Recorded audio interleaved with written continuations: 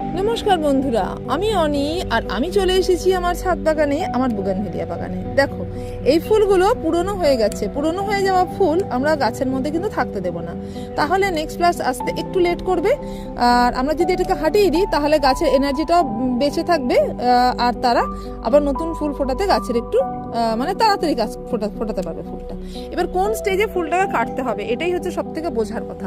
দেখো, প্রথমে যখন ফুলটা, এটা ক্যালিফোর্নিয়া গোল্ড, প্রথমে যখন ফুটছে ফুলটা তখন কিন্তু এরকম হলুদ রং হয়ে ফুটছে, ঠিক আছে। ধীরে ধীরে কিন্তু রংটা ফেড হতে থাকছে, দেখতেই পাচ্ছ। এবার এই যে স্টেজটা, যখন দেখবে দু চারটে ফুল এমনি পড়তে শুরু করে, তখনই বুঝতে পারবে এটাই এর লাস্ট স্টেজ, মানে এরপরে কিন্তু আর থাকবে না ফুলটা। তাহলে ঠিক তখনই ফুলটাকে হাঁটিয়ে দাও। এবার ফুলটা হাঁটানোর পরে কি গাছের স্টেমটা একটু কাটতে পারো। যদি খুব বিচ্ছিরি শেপ হয়ে থাকে তাহলে কিন্তু তুমি কেটে দিতে পারো। যেমন ধরো এই ডালটা একদমই সুন্দর লাগছে না এখানে, ঠিক আছে। আমার এখানে রাখারও কোনো প্ল্যানিং নেই, তো আমি এইটাকে এইটুকু কেটে দেবো।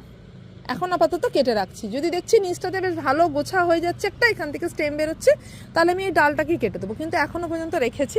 আর এই ডালটা আমি এখনই চাইলে কেটে দিতে পারি। এই যে টুকটাক কাটাই ছাটাই কিন্তু পুরো বছর চলতে পারে।